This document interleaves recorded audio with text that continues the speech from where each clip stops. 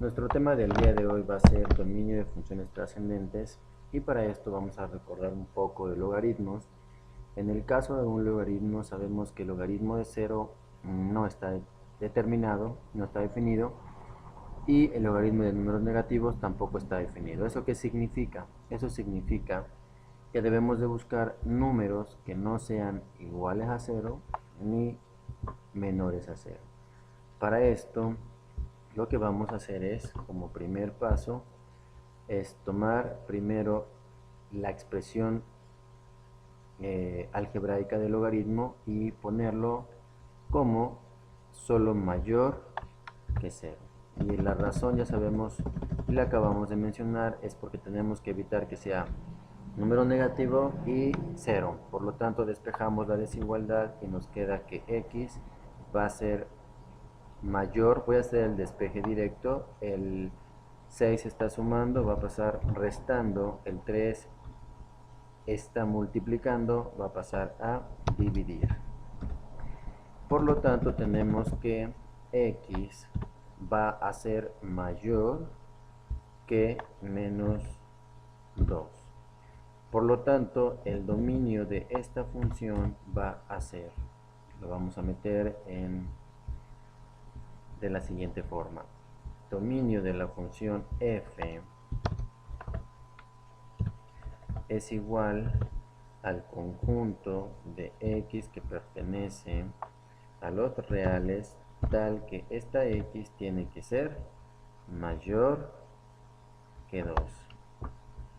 Por lo tanto, esto sería nuestro dominio, pero sabemos que siempre colocamos dos formas de representar nuestros dominios. Por lo tanto, la segunda forma de representar nuestro dominio va a ser con intervalo. Sabemos que el intervalo es abierto y me va a quedar de menos 2, ¿hacia dónde va? Hacia el infinito. Con esto tenemos nuestro primer dominio. Sabemos que los x mayores que menos 2 van hacia el infinito y puedo darle cualquier número sin incluir el menos 2. Segundo ejemplo. Función logarítmica de 3 más 2x menos x cuadrada. Bueno, primer paso, tomamos la expresión dentro de, ya sabemos la regla, es ponerle solo mayor a 0. Por lo tanto, si es mayor a 0, sabemos que otra de las partes importantes que tenemos que hacer acá es convertirla en ecuación. Y si la convierto en ecuación me va a quedar de la siguiente forma: x igual a 0.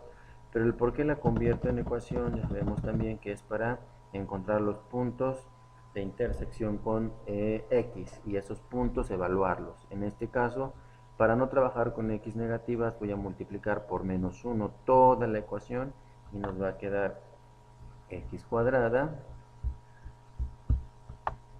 menos 2x, cambia a menos 2x, y menos 3 si es que multiplico por menos 1, y esto es igual a 0.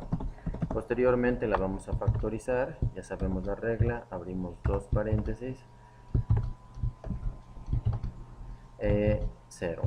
Por lo tanto le sacamos la raíz cuadrada de x cuadrada, que obviamente en nuestro caso es x, los números que multiplicados nos den 3, sumados o restados nos den 2. Esto implicaría que los números van a ser obviamente 3 y 1. Ahora lo que me va a importar son los signos. Quiero un menos 2, por lo tanto le daríamos al 3 el negativo y al 2 le daríamos el positivo. Perdón, al 1 le daríamos el positivo. Y comprobando tenemos que a 1 le quito 3, me queda menos 2, menos por más menos, menos 3. Conclusión de esto: x es igual, el 3 está restando, lo vamos a pasar sumando, y el segundo, el x está x más 1, el 1 está sumando, va a pasar restando.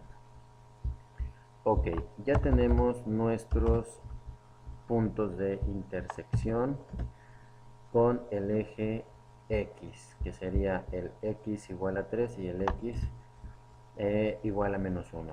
Sabemos que dentro de esta función lo que vamos a hacer es meter los intervalos que debemos de obtener.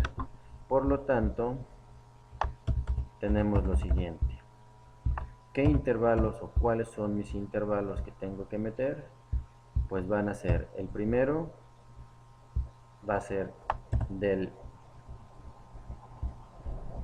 menos infinito a el primer punto que encontramos, que es menos 1. Después mi segundo intervalo va a ser el menos 1 hacia el valor segundo que encontramos, que sería 3, y posteriormente va a ser del 3, al valor infinito. Ok, estos tenemos que encontrar un número, el que nosotros querramos, siempre y cuando esté dentro del intervalo. Por ejemplo, si yo quisiera anexar, es decir, el número, vamos a ver el siguiente, si yo quisiera anexar el número del intervalo que va de menos infinito a menos 1, pues yo le puedo dar el menos 2. Está en ese intervalo. Por lo tanto, esto me va a quedar, el primer dato es menos 2 y ese número lo tomé porque está dentro del primer intervalo. Por lo tanto, significa que tengo que evaluarlo, y si lo evalúo en la primera me va a quedar 3 normal.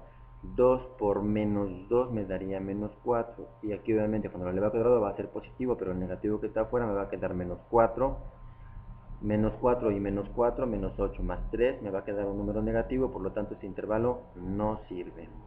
Y como regla, en un tema que vimos anteriormente, sabemos que si no sirve un extremo, pues tampoco sirve el otro. Por lo tanto, ¿qué tenemos? Bueno, que ahora si quisieran probarlo, pues prueben los numeritos. Yo voy a probar ahora el 4 dentro de este intervalo, y también puedo probar en el caso del otro intervalo, que es de menos 1 a 3, el más fácil de todos, pues obviamente sería el 0. Si yo pruebo el 0, me va a quedar 2 por 0, 0. 0 al cuadrado, 0. 3 más 0 me va a quedar 3, mayor que 0, sí. Entonces significa que mi intervalo, solución que va a servir, va a ser de menos 1 a 3. Por lo tanto, el dominio de esta función va a ser el intervalo de menos 1, 3. Ese va a ser mi dominio, o va a ser igual al conjunto de x que pertenece, vamos a meterlo en la ecuación para más sofisticada la expresión, x que pertenece a los números reales, tal que x tiene que ser que, bueno, tal que menos 1 es menor que x, y x tiene que ser menor que 3. Por lo tanto, este sería mi otra forma de representar mi dominio. Logaritmo número siguiente. Ejemplo siguiente. Ahora tengo otro logaritmo e igual tomo la parte de la expresión que está o que tiene el logaritmo. Ya sabemos que la regla es ponerle mayor que 0. ¿Y esto qué implica? Que si despejamos nos queda menos 2x va a ser mayor que menos 5. Multiplicamos por o despejamos, y esto me va a quedar que x tiene que ser menor que menos 5 entre menos 2.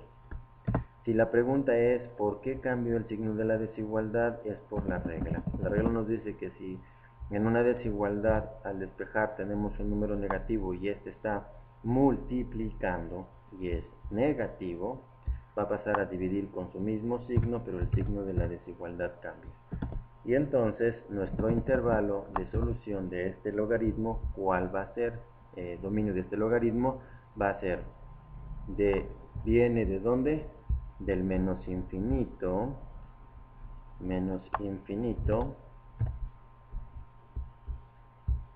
a el valor de 5 medios.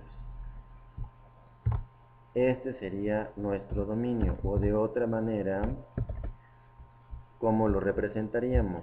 De otra forma lo estaríamos representando como el conjunto de x que pertenece a los números reales, tal que esta x tiene que ser menor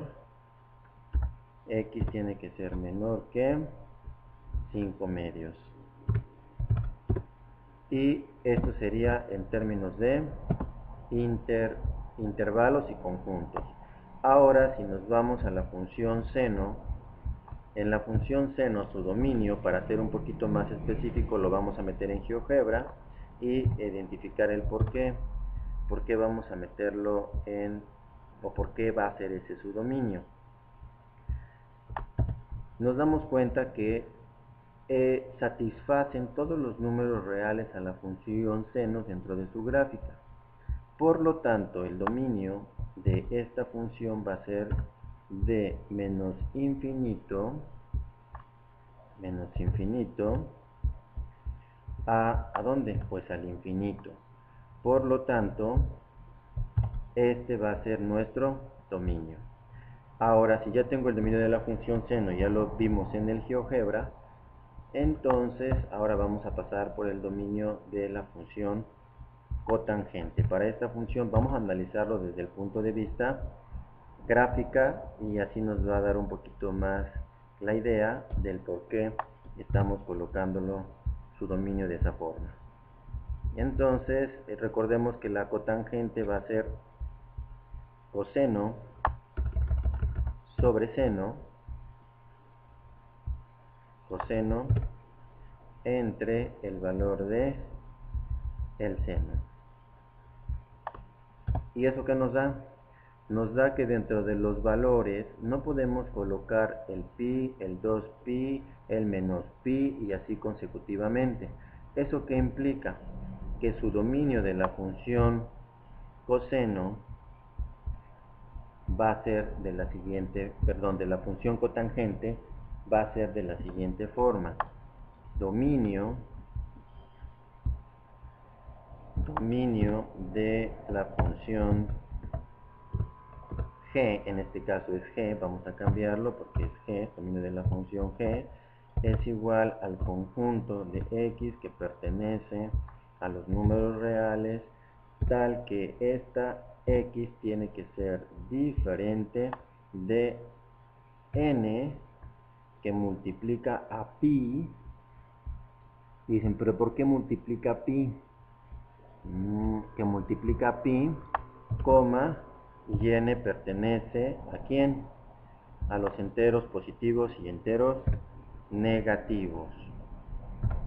Por lo tanto, voy a poner cualquiera, pero no debo de poner, por ejemplo, 1, n es 1, pi, 2, pi, menos 1, pi, menos 2, pi. Y ya sabemos el por qué, porque están indeterminados en estos valores. Ok, posteriormente estaríamos hablando de la función, ya tenemos su dominio, y vamos ahora con la función exponencial. La función exponencial va a ser, la van a satisfacer cualquier valor. Para esto vamos a colocar lo siguiente, vamos a analizarla desde el punto de vista GeoGebra y metemos el valor de e. Nos dice que está elevada a la 2x, por lo tanto 2x. Si nos damos cuenta, pues x va desde el menos infinito ¿a dónde? Pues al infinito. Por lo tanto, ¿qué implica? Que el dominio de esta función trascendente va a ser igual del menos infinito al infinito. Y entonces ya tenemos nuestros dominios de nuestras funciones trascendentes. Hay ocasiones que es importante considerar que dentro de las gráficas hay veces que nos pueden ayudar a visualizar un poquito más la situación, y por eso es importante considerar que obviamente dónde está nuestro dominio. ¿Y por qué no consideramos esos valores? Porque la función se va a indeterminar. En el caso de, sigo teniendo la gráfica de la función cotangente. Bueno, esto es dominio de funciones trascendentes. Gracias.